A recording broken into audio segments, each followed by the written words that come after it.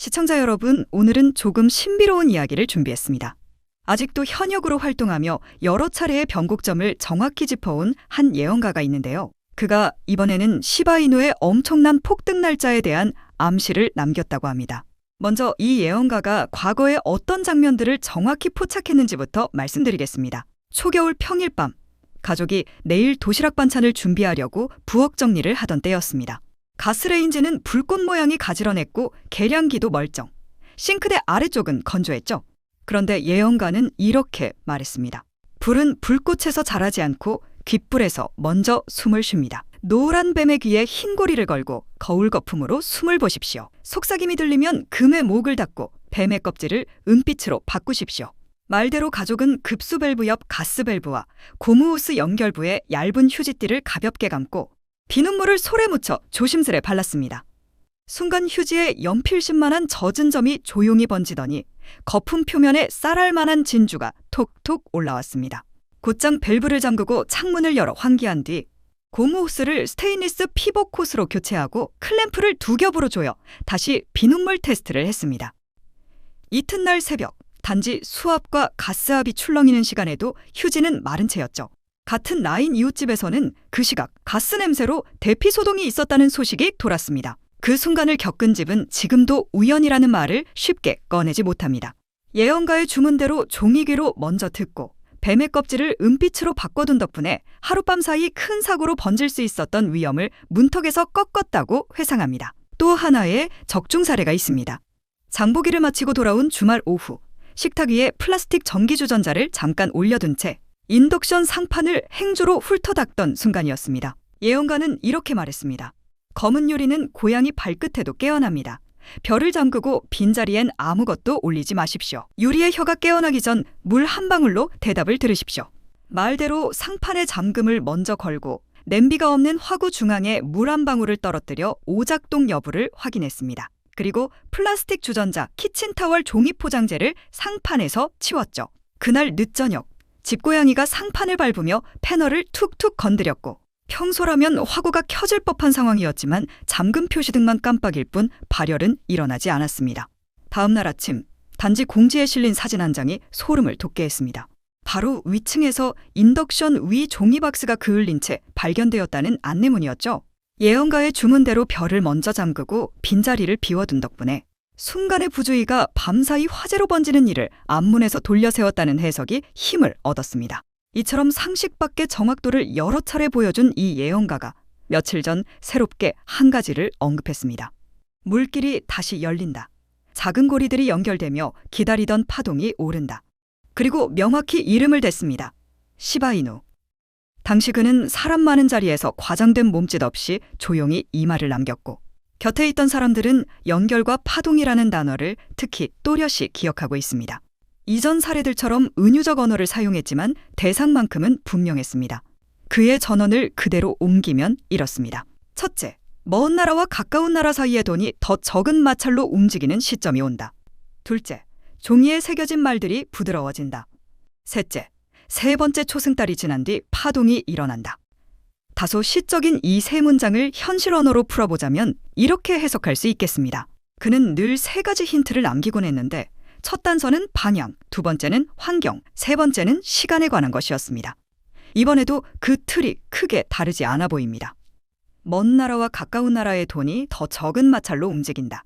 이 말은 국경 간 송금, 교차 통화 정산, 그리고 실물 비즈니스에서의 결제 인프라가 점차 효율을 높이는 구간을 가리키는 표현으로 들립니다. 시바이누의 핵심 서사가 바로 빠르고 비용 효율적인 이전이기 때문에 해당 흐름이 강해질수록 시바이누의 존재감이 부각될 수 있다는 뜻으로 읽힙니다. 예컨대 해외 지급 결제의 처리 시간 단축, 수수료 개선, 중개은행 의존도 감소 같은 변화가 실제 수치로 확인될 때 마찰 감소라는 말은 비로소 데이터로 증명됩니다.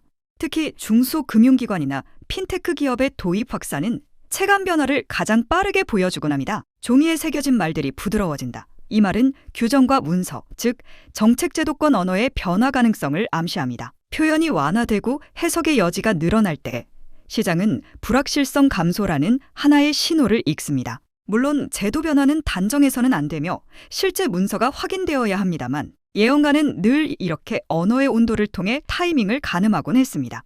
법령, 가이드라인, 업계 표준 문서에서 강경한 어휘가 조건부 허용, 명확한 범인의 적용 같은 표현으로 바뀔 때 심리는 빠르게 안정되는 경향이 있습니다. 세 번째 초승달이 지난 뒤 파동이 일어난다. 이 말은 시간의 힌트입니다. 정확한 날짜를 말하지 않고도 주기로 시점을 암시하는 그의 습관을 떠올리면 이는 과열이 아닌 누적 압력 해소 후에 추세 전환을 뜻하는 경우가 많았습니다. 즉 급작스러운 불꽃놀이보다 준비된 상승 파동을 말하는 듯합니다. 실전에서는 작은 반등과 조정이 몇 차례 반복된 뒤 거래량이 응집되고 마지막으로 저항선 인근에서 체력 테스트를 거친 다음에야 추세가 바뀌는 모습을 자주 보게 됩니다. 초승달이라는 은유는 그 누적 과정을 상징적으로 표현한 것으로도 해석됩니다. 그런데 여기서 그동안 이 예언가가 보여준 예언 적중률 때문에 이 예언가가 시바이누에 대해 예언한 것을 실제 지표와 사건의 연쇄로 해석하려는 시도가 전 세계에서 이어졌습니다. 여러 경제학자와 퀀트 연구자들이 연결과 파동이라는 단어를 키워드로 삼아 데이터 백테스트를 진행했고 그 과정에서 거시미시 지표를 함께 엮은 복합 모델을 만들었습니다.